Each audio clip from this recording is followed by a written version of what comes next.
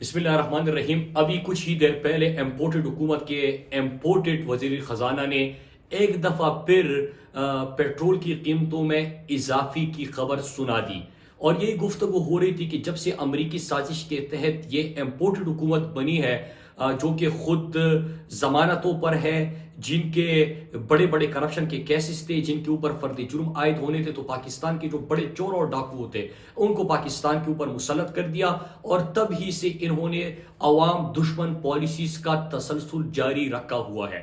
آپ کو یاد ہے کہ ایک ہفتے کے اندر انہوں نے 60 روپے فی لیٹر ڈیزل اور پیٹرول کی قیمتوں میں اضافہ کر دیا.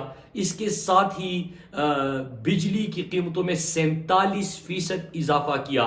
اس کے ساتھ گیس کی قیمتوں میں بھی تقریباً انہوں نے 50% تک اضافہ کیا، اور اس کے ساتھ ساتھ آٹا، گندم، دالیں، چاول، گھی، ان کی قیمتوں میں بھی ریکارڈ اضافہ ہوا. لیکن اس کے ساتھ ساتھ جو ڈالر ہے اور روپے کی قدر میں ریکارڈ کمی آئی، اور ڈالر جو ہے وہ ریکارڈ سطح پہ پہنچ چکا ہے. اس کے ساتھ ساتھ مالی اور تجارتی خساروں کی اگر ہم بات کریں تو وہ بھی بلند ترین سطح پر آ چکے ہیں. ملک کے قرضوں کا حجم جو ہے وہ تقریباً 300 ارب روپے سے بھی بڑھ گیا ہے. پاور پلانٹس بند ہو گئے ہیں، لیکن دوسری طرف اور لوڈ شیڈنگ کا لوگوں کے اوپر بوجھ ہے، لیکن دوسری طرف قیمتوں میں بھی مسلسل اضافہ ہو رہا ہے. گیس کی قیمتوں میں نے بات کی، وہ 45% اس میں اضافہ ہو چکا ہے. ٹیکسٹائل جو ہے آپ کو یاد ہوگا کہ نواز شریف کے دور میں ٹیکسٹائل ملز تقریباً 100 سے زیادہ کے بند ہو چکے تھے. پھر ٹیکسٹائل انڈسٹری کو باقی انڈسٹری کی طرح عمران خان صاحب کی حکومت نے ریوائیو کیا فل کیپیسٹی پہ، اور آرڈر جو ہے وہ ریکارڈ پاکستان کو ملنا شروع ہو گئے. ایکسپورٹ ہمارا ریکارڈ سطح پہ پہنچ گیا. لیکن اب آپ کو ٹیکسٹائل جو ہے اس سیکٹر میں بھی مشکلات کا سامنا کرنا پڑ رہا ہے، اور ان کو گیس کی فراہمی بھی بند کر دی گئی ہے. اسی طرح ہم اگر بات کریں تو ایک تو یہ چیز واضح ہو گئی کہ امپورٹڈ حکومت کے پاس کوئی ڈائریکشن نہیں ہے، کیونکہ یہ بیرونی آقاؤں کی مرضی سے آئے ہیں، غلامی کے لیے تیار ہے. قوم کو بھکاری کہنے والے خود بھکاری ہے. لیکن دوسری طرف انہوں نے جو پالیسیز کا تسلسل کیا ہوا ہے کہ پیٹرول، ڈیزل، بجلی، گیس اور کھانے پینے کی اشیاء میں ریکارڈ اضافہ کر دیا. لیکن اگر ہم یہ حالات دیکھیں جس طرف یہ امپورٹڈ حکومت پاکستان کی معیشت کو لے کے جا رہے ہیں، تو آپ کو یاد ہوگا کہ جب دنیا میں عالمی وبا آئی، اور یہ عالمی وبا آئی تو پوری دنیا میں جو بڑے بڑے ترقی یافتہ ممالک تھے، بڑی اکانومیز تھی، بہترین ہیلتھ سسٹم تھے، وہ بھی کولیپس کرنا شروع ہو گئے. لیکن عمران خان کی بہترین پالیسیز نے، اسمارٹ لاک ڈاؤن کے کنسپٹ نے، پھر 1 کروڑ 60 لاکھ خاندانوں کو 12,000 فی خاندان امداد دینے میں، اور اس کے ساتھ ساتھ اپنی انڈسٹری کو ریوائیو کرنے کے ساتھ ساتھ ان کو مراعات دے دی، ان کو ریلیف دے دیا، جس سے پاکستان کی اکانومی مسلسل 2 سالوں میں ہمارا جی ڈی پی گروتھ تقریباً 6% رہا. اس کے ساتھ ایکسپورٹ ہمارا ریکارڈ پہ رہا، ہمارے فارن ریمیٹنسز ریکارڈ پہ رہے. 5 بڑی فصلوں کی پیداوار ریکارڈ پہ ہوئی، مکئی، گندم، چاول. اس کے ساتھ اگر ہم بات کریں کپاس کی، تو یہ بھی ریکارڈ پہ ہماری پیداوار بھی ہوئی. اور اس کے ساتھ ساتھ آپ نے یہ بھی دیکھا کہ ہماری جو عالمی وبا کے دنوں میں پاکستان کی پالیسیز تھی، دنیا میں اگر جن 2 ممالک کا ذکر ہوا کہ انہوں نے بہترین انداز میں اس کو ڈیل کیا، تو وہ پاکستان اس میں قرار پایا، اور پاکستان کی پالیسیز کو دنیا نے سراہا. اور یہ مشکل حالات کی میں بات کر رہا ہوں کہ ان مشکل حالات میں پاکستان کی اکانومی کو یہ جو آئی سی یو میں لے کے گئی تھی، آئی سی یو سے نکال کے استحکام دیا. بلکہ اب تو ہم ترقی کی طرف بڑھ رہے تھے، اور 6% ہمارا جی ڈی پی گروتھ ہو گیا تھا، تمام انڈیکیٹرز پازیٹیو تھے. لیکن جیسی امپورٹڈ حکومت آئی تو اپنے آقاؤں کو خوش کرنے کے لیے، آئی ایم ایف کو خوش کرنے کے لیے ان کے اقدامات نے پاکستان کی معیشت کو آئی سی یو میں لے کے گئے. اللہ نہ کرے ملک کو ڈیفالٹ جیسی صورتحال پہ یہ لے گئے. پاکستان کے انہوں نے عوام کے اوپر جو مہنگائی کا بوجھ ڈالا. تو میں روز کہہ رہا ہوں کہ جس طرح شری لنکا کی حالات ہے، پاکستان کو بھی اللہ نہ کرے وہ اس نہج پہ لے کے جا رہے ہیں. اور جو عمران خان نے بات کی تھی، جس کے اوپر انہوں نے بڑا شور مچایا کہ پتہ نہیں عمران خان نے کیا بات کر دی، انہوں نے یہی کہا تھا کہ اگر آپ کی اکانومی ٹھیک ہوگی، اکنامک سٹیبلٹی ہوگی، تو آپ کا ملک آگے بڑھے گا. لیکن اگر آپ پاکستان کو اللہ نہ کرے ڈیفالٹ کے دہانے پہ لے کے آتے ہو، تو پھر باہر ملکوں کی آپ کو ڈکٹیشن مزید لینی پڑے گی. پھر یوکرائن کے انہوں نے مثال دی, اور ظاہری سی بات ہے کہ اللہ نہ کرے اگر وہ حالات پیدا ہوتے جس طرح کی یہ امپورٹڈ حکومت پاکستان کو لے کے جا رہے ہیں. اور کبھی کبھار میں یہ سوچتا ہوں, کیونکہ اگر مجھے علم نہ ہوتا ان کی لندن کی ملاقاتوں کا, اگر مجھے علم نہ ہوتا جب پی ڈی ایم کی تشکیل ہوئی اور پی ڈی ایم جب بنا اور ان کے سٹیٹ سے جو پاکستان کے خلاف نعرے لگے تھے, پاکستان میں تقسیم اور انتشار کے جو نعرے لگے تھے, اگر مجھے ان چیزوں کا علم نہ ہوتا تو شاید میں یہ بات نہ کرتا. لیکن جس طرح کہ لندن میں ایک مفرور اور اشتہاری سے جو کہ پاکستان کے مخالف لوگوں سے نہ صرف مشورے کرتا ہے بلکہ ان سے ملاقاتیں کرتا ہے, اور ساتھ میں وہ پاکستان کے اداروں کے خلاف بھی ہرزہ سرائی کرتا ہے, اس سے جب یہ ڈکٹیشن لیں گے اس سے بھی مشورے کریں گے اور یہاں پہ سارے جو ہے وہ آپ کے ملزم اور مجرم حکومت میں ہوں گے, تو پھر یہی سوال بنتا ہے کہ یہ کس کو خوش کرنے کے لیے پاکستان کے اوپر یہ بوجھ ڈال کے, پاکستان میں انتشار پیدا کر کے پاکستان کو کس نہج پہ لے کے جانے کی کوشش کر رہے ہیں. ایک تو ہو گئی یہ بات.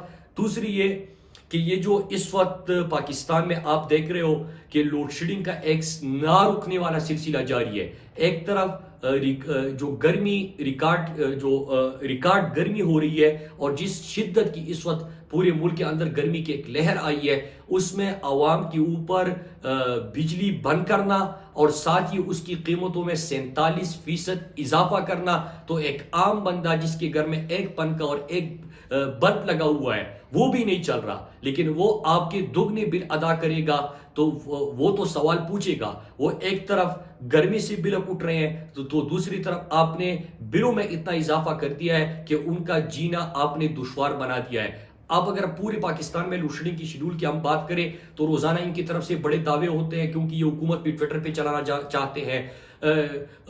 وزیر خزانہ کو ڈکٹیٹ کیا جاتا ہے, ان کی جو جعلسازی میں پکڑی جانے والی خاتون ہے. تو میرے خیال سے اس طرح حکومتیں نہیں چلتی, اور یہ تو ہے ہی نہیں, ناجائز حکومت بنی ہے, لوٹوں کی خرید و فروخت پہ بنی ہے, امریکی سازش سے بنی ہے, بیرونی ملک طاقتوں کی یہ علاقار بنے اور اس کے بعد یہ حکومت میں آئے.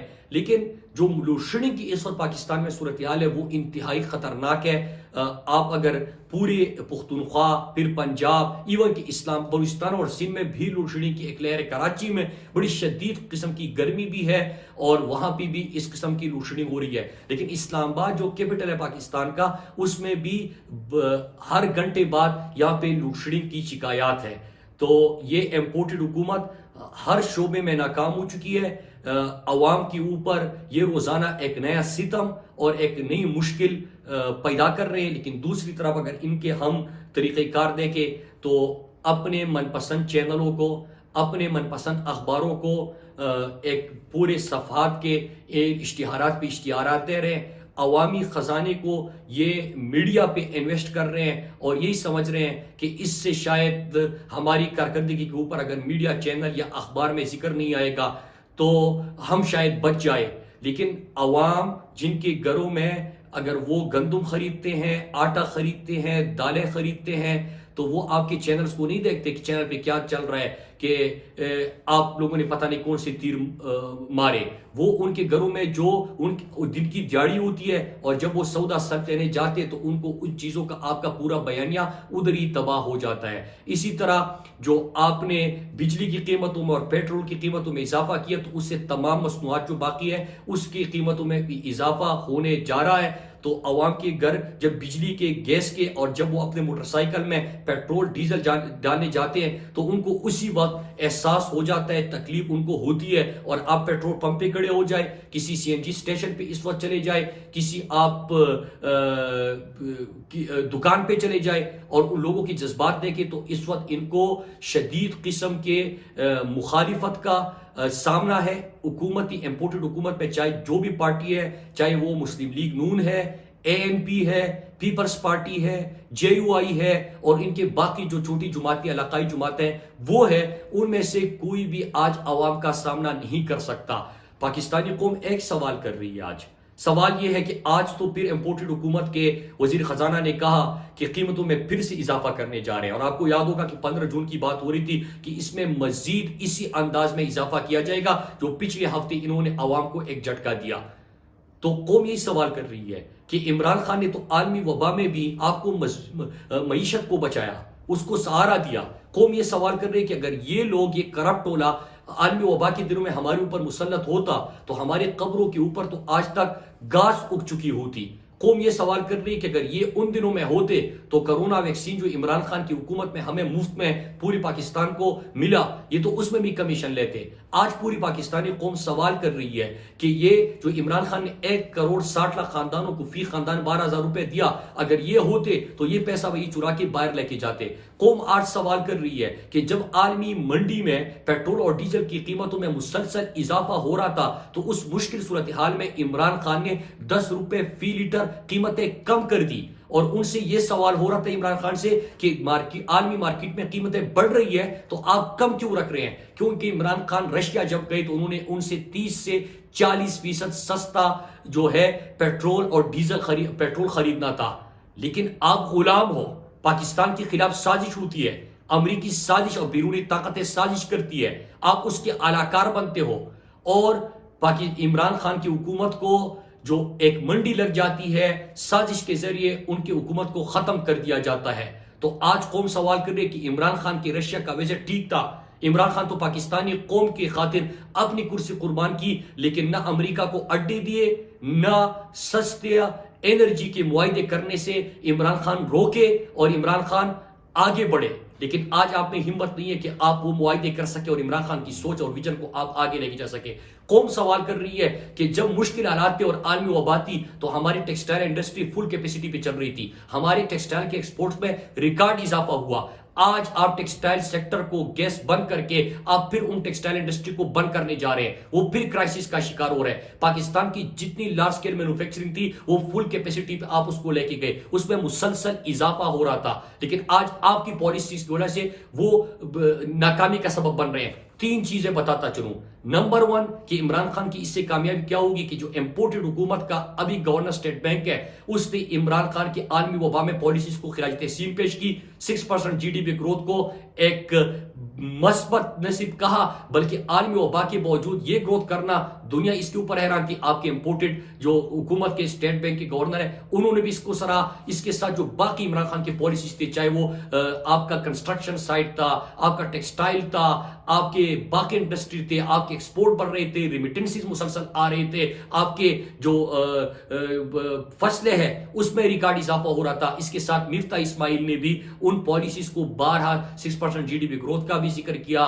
ہم باہر جا کے ان پالیسیز کو اپریشیٹ بھی کیا. اور جو فرزند زرداری لاک ڈاؤن کے دنوں میں ہر روز کہتا تھا کہ lockdown lockdown lockdown, اور کرونا کے دنوں میں اب وہ باہر جا کے عمران خان کے سمارٹ لاک ڈاؤن کی تعریف کے بغیر رہ نہیں سکتے. تو سوال قوم یہ پوچھ رہی ہے کہ معیشت ٹھیک جا رہی تھی، معاشی استحکام آ گیا تھا، پاکستان میں بے روزگاری کا خاتمہ پھر ہو جاتا، پاکستان میں جو عام طبقہ ہے ان کو ریلیف ملنا شروع ہو گیا تھا، تو پھر کس کی سازش تھی اور کیوں یہ سازش تو سب کو پتہ ہے کس کی تھی، لیکن پھر یہ سازش میں اعلی کار اور سہولتکار بننے والے قوم کو کیا جواب دیں گے؟ سبسکرائب کریں اور بیل دبائیں تاکہ کوئی خبر رہ نہ جائے.